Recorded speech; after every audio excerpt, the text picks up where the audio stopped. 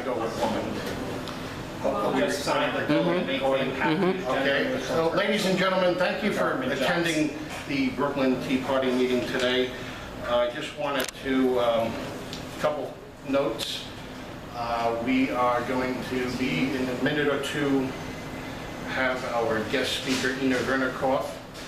Inna is the 48th City Councilmanic District she represents, and she won that election, what was it, last year, I believe, 62 to 38% against Stephen Saperstein. She's also the minority whip in the City Council, and she won that district, first time a Republican won in over 100 years. And by a wide margin with the 62-38%, which shows that, hey, maybe a Republican could get elected in the heart of Brooklyn. So that did prove that, so we are very happy. That last election, we also had 2 people elected for City Council in the Queens District areas. What was it? Joanna and Vicky Palladino. Palladino flipped the seat, Areola held one. Right. She held the Eric Ulrich seat. And then we have, Staten Island has what, one city council? Borelli. Joe Borelli. So that was, you know, out of 51 members, you know. But it's better, I think we had 3 last time, right? So we gained 2. Good. All right, little baby steps. So hopefully we will be gaining that more and more and more. Important elections coming up with the midterm elections, so we need to make sure we have Republicans elected. For governor, for Lee Zeldin, we need to make sure he is elected for governor. If anyone needs lawn signs, let me know. I have someone that dropped off 3 at my house, and we'll be able to get more lawn signs. So if you need lawn signs, let me know. I don't know if they have window signs, but lawn signs, if you have a lawn, let me know. We can get you Lee Zeldin lawn signs. Without further ado, I would like to introduce our guest speaker, City Councilwoman Inna Vernikov. Ladies. Thank you so much, Glenn, for having me. This is not my district, but it's so important to talk about what's going on in our city and the upcoming elections that you mentioned. So I'm happy to be here with all of you. I want to shout out to Heshi, who is in the audience, who ran against me, but is still very nice to me. You're my councilwoman too now. Exactly. Look, I represent everyone equally. Democrats, Republicans, people who don't vote, people who don't like me, people who like me. You know? All right, so my name is Inna Vernikov. I represent the 48th Council District in Southern Brooklyn. I am one of 5 Republicans in the City Council. I am the minority whip of the City Council. So just to tell you a little bit about how the council works, there are 51 members in the City Council. 5 of them are Republican right now. It's actually a pretty big increase from what it used to be years ago. There used to be like 3 council members that are Republican in our City Council for a long, long time. So with last year's elections, we really increased the amount of Republicans, and obviously we increased the say that we have in the city. And we also have a mayor who, I don't know how you guys feel about the current mayor. I'm sure there's all kinds of feelings about it, but I'll tell you this much, in my opinion and from what I've seen so far in working with the mayor, I see that he is, contrary to our previous mayor de Blasio, that he's at the very least really trying. That's fine. I mean, you can have your opinion about him. I'm not saying he's perfect, and I'm not saying that he's... You're speaking I'm not saying that... Eric Adams? I got your point across. We can talk about this later. I mean, do you want to hear about our city, right? That's exactly right. I am not nice. And Okay. I love the fact that I'm not nice. Okay. Good for you. I could be not nice sometimes too. Well, you represent us. All right, let's go. All right, so I'll just continue. No, I'm happy to talk Do about not it. talk about Eric Adams that way. That Okay, is so, despicable. I mean, well, thankfully, we are in a free country with freedom of speech, and everybody can say whatever they want. So, but we could talk after on questions you have. So I do think that Mayor Adams is really trying to do what he can to make the city better. I know from people who work closely with him that he is out there on the streets, he's on the trains, he's really trying, he works with the police department. The police actually have respect for him, unlike the previous Mayor de Blasio.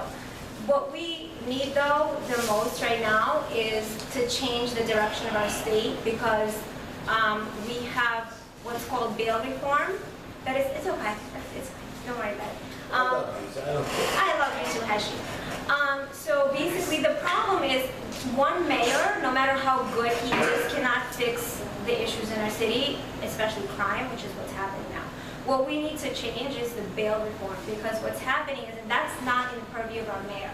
Our mayor or our city council, which I have my own big qualms with, cannot fix the crime in our city unless there is state legislature that's doing their work to change the bail reform. What happens is the state legislature passed a couple of years ago the bail reform laws which allow criminals to basically walk the streets. And if you hear from the cops will tell you that the criminals go home before the cops go home, which is a very sad state of affairs, right? And the only way right now in this moment to change that is to elect a different governor, to elect a Republican governor. And we have a tremendous shot right now. And I'm sorry I missed you speaking before, but we have an amazing chance right now to save our state and elect Governor Zeldin. There's about 2 months left to that election, and he is, I think the latest poll, which is not even a Republican poll, it was a Democrat poll, was showing him 4 points away from Governor Hochul. And so I know a lot of people have been talking to so many people are saying, oh, there's no chance Governor Hochul has it in the bag. That's exactly what they were saying when I was running for office. Right, Heshi? Everyone was saying that my opponent had it in the bag, right? I mean, my opponent, you know from the race, right, had every single union endorsing him. Not a single union endorsed me. He had all the money. He had $100,000 in a lobby. He had Mayor Eric Adams' support, who was literally giving him money on the day of election. He spent close to $300,000 on my opponent. And I still won that election in a landslide because the people are just fed up. They don't care about the establishment. They don't care about endorsements from politicians or from organizations. People don't care because they are so fed up with what's going on in our city, in our country, in our state, that they will vote for the candidate who stands for the people and who's against all this establishment, who's against all the crap, excuse my language, that's going on. So people went out, and this was really a vote by the people when we saw that happen. And election fraud, no election fraud, I still won in a landslide. And that should be very encouraging to every Republican all over our country. And especially here in South Brooklyn, where it's very red. I mean, my district was a Trump district. Trump won my district by 67%. And so this is our chance. But in order for that to happen, people really need to go out and vote. And I'll tell you that I met with Congressman Zeldin several times, and he actually, what he did was he delegated authority to me and the other Republicans to basically run his campaign here. So I'm going to be doing a lot of work in this neighborhood to help Governor Zeldin get elected. I'm not getting paid for it. It's just because I think that this is an incredible shot to change the direction of our state. Because if he doesn't get elected, we are very, very limited to how much we can do in the city council. If he gets elected, so many things can change. Of course, it's going to take time, but really, really, so many things can change. And it takes people to go out and do a lot of work on the ground. And each one of you can do so much to help with that. Each one of you has the ability to tell 100 people, 200 people. You know, you guys can go and hang up signs and knock on doors and do the groundwork. He really needs help here on the ground. He's been campaigning a lot in our state, in other places. I know that people complain they haven't seen him here as much, so that's what I'm here to do. So I know this is, I spoke a lot about Lee Zeldin because I just think right now this is so incredibly important. But I think you're going to have the yard signs and all of that. We're going to have them as well. we're getting dropped the signs, pamphlets, yard signs, T-shirts, all of that dropped off in a location. I don't know what that location is going to be yet. It's probably going to be Knights of Columbus. But if you have it, great. If not, you guys can contact me and not my office because it's separate from the campaign stuff. But I'll give Glenn the Yeah, we'll information. put it on Facebook. And yeah, and we will distribute and please we need volunteers. So I mean, I think with that, I'll take any questions. I really didn't prepare Can I a ask the speech or first anything. one? Yeah, of course, Ashley. You know, you are wonderful, and you're a nice person, and I told people before you came here, you've done a lot for that in the time that you've been in office. You've taken lots of calls and you've helped a lot of people, but there are certain issues, and I know you're addressing very big issues in the city council and new legislation, but a lot of us little guys, like me, we have other issues that we need addressed that we've been complaining about for a while. For example, in our community, and I'm talking yours, mine, Broadpark, Flatbush, Midwood, we have 2 youth centers and 1 drug center. And we have drug overdoses in my hospital. Like I was telling them last year, 102 of them, young people. Postpartum depression, where our community got $20,000 and other communities got $40 million. And postpartum depression is a serious issue for women because you know what happens, they have breakdowns and they hurt their children and families. These are issues that they're little issues, maybe not as big that you deal with in the city council, but we need our drug treatment centers. We need not only 2 youth centers in this neighborhood, because I have one of them that's privately run, and you should see those kids. Thank God we have a GED program and food program, but if we can have 10 or 12 of them, and that is the biggest issue, and as you know, the Maimonides issue, I'm sure you'll know coming up, that they tried to fight to close it down, but Maimonides, everybody thinks that it's going to be taken over. It's my last of the 3 issues that I have for you. In Maimonides, there's a group now that wants to take it over. They're supposedly dealing with the councilmen, the senators, that's what they're saying, to take over the hospital. Now, I know that these guys from the nursing homes who themselves have many deaths in their place are not qualified to run a hospital. You know, at $30 million loss in a month, they take over Maimonides Hospital, they'll close it down, take the real estate, and transfer it to a nice big apartment building. And just in case you guys don't believe me, Maimonides sold recently for $40 million a group of buildings on 47, 48, and 51st Street to 2 developers. Community Board 12, Carmen Yeager's Community Board, approved for them to open up their homeless housing and to give 30% to us. And not one So what's the person. question, Heshen? My question is the major issues that we have problems with is, I'm talking to the little issues like, what are you going to do by just getting us funding, and there's so much of it, to be distributed for 3 major things, for our children on drugs, drugs are a big issue. Don't just run after the crime bill, which is very important, and trust me, I'm with you on bail reform, but we have a problem with drugs, a problem with money for our women that are in trouble, which is mental health, and these are things that we've taken from the last administration to this, from the last city council to this, and most importantly, what are we going to do about the homeless issue on the streets? And I know you fought against that homeless shelter, but there are ways, if you work with guys who are in the industry, could make you better if you bring civilians into it. Thank you for your time. Sure. So basically, I know you said that I'm doing a lot of things with the big issues. So it's actually a little bit inaccurate. So the big issues like anti-Semitism, those kind of things get a lot of attention from the media. That does not mean that I don't deal with the little issues. And by the way, I don't think those issues are little, right? Those are quality of life issues that you're talking about. We are dealing with quality of life issues all day, every day. I have a staff of 10 people, 8 to 10. It's shifting, 10 to time, but 8 to 10 people on staff, 24/6, we are dealing with that. If you see my phone, the amount of messages and emails and calls that we get about issues like traffic, sanitation, homelessness, just little things that people really do care about. We really do a lot of work with that, okay? It's just not every single thing can be posted on social media, but we try to post as much as we can. We try to bring we try to do a good example of what we're doing once a day or so. But we really deal with a lot of stuff. So it might look like I'm only dealing with things that are in the media, but that's totally, totally inaccurate. So that's one. 2, in terms of funding, So actually, I got in total expense funding about $8 million and from the speaker.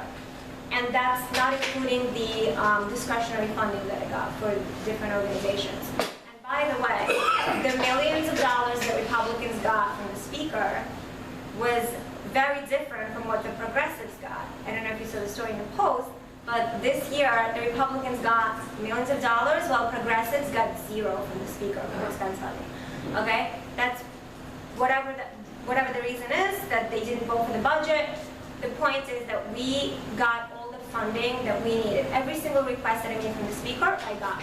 And in that funding, in that budget, I definitely funded so many organizations. And by the way, all of that is public information. You can look up all the organizations I gave money to, and they definitely include different organizations that deal with domestic violence, with kids on the street, you know, helping people with meals, helping people with food. There's COJO, there's all kinds of organizations that help, but if you have a specific issue, my door is always open for you. I'm covered. So, yes. Let's see if I can disrupt. There's something wrong in our society today that's producing kids to be on drugs, or, I mean, there's something going on, a bigger picture in this country, and like, why are people still voting for people like, you know, who support George Soros? You know, there's something else that, why are we producing communities that kids are wandering around? There's something wrong. Oh, you give money to this organization, that much, but there's a bigger picture going on. There's so much corruption. We have to deal with the corruption. We even have to deal with that. Why did we give $40 billion to Ukraine when we need it here? I mean, these are once you deal with the bigger issues, then the smaller issues can be taken care of. But we have to seriously, you know, do something about what is going on that is creating it. All of a sudden, when Trump was president, you know, I had hoped there was not going to be homeless people on the street, there wasn't going to be drug addicts. I mean, this government is sort of handing out drugs to people to take it, so that we all go down on hands and knees and beg for, you know, like the Chinese to take over by the communists. So to give out, you know, this organization, oh, we need it, So what's the specific question? I didn't know there's something going on that is creating this kind of chaos in this country. So first of all, let me tell you this. I appreciate your comments regarding Trump fixing the homeless problem and the sanitation problem. That's not the way this works. So no matter how much you love Trump, he would not, whether he's, you know, when he was president, and if he will be president again, he will not fix the homeless problem. That is about electing your city officials. So people think that for quality of life issues and for local issues, oh, let's elect the president that we love to fix those problems. Politics is local. I'm not saying that, I'm saying that we have to fix up to a, you know, we're not just giving to what is creating this atmosphere. I'm just saying that a president cannot fix your local I'm not problems. looking for, I'm not as a president. You're saying that, you know, I love Trump, he's great, he's the greatest president we had. And I'm talking about since Biden has become president, we're in chaos. We're in fear. I agree with you, which is why I ran for So office. what are we going to do? We're going to vote for And there's so much Zelda. corruption. Well, we need to change our governor first. That's We need city council.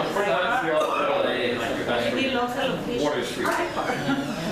That actually happened way before All that. right, three more I questions. had a quick question. Medical freedom. A lot of city workers, I work technically for the state, I work for CUNY. I'm a public safety sergeant in college.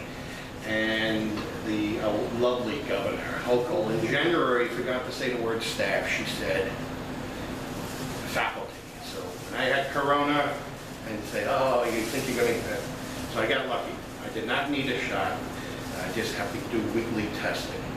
Now, there are, unfortunately, a lot of other city workers that have to have the vaccine, and if they're against that, then they lose their job, which is disgusting. And still to today, our mayor, Adam, still is under the mindset that you must have it or else, because obviously we all know if you have the vaccine, you can't spread it to your family members, right? And you can't, oh yes you could. See, that doesn't prevent anything. Oh, you won't be hospitalized. Well, I wasn't hospitalized. Do people die? Of course people die. But the point is, there's people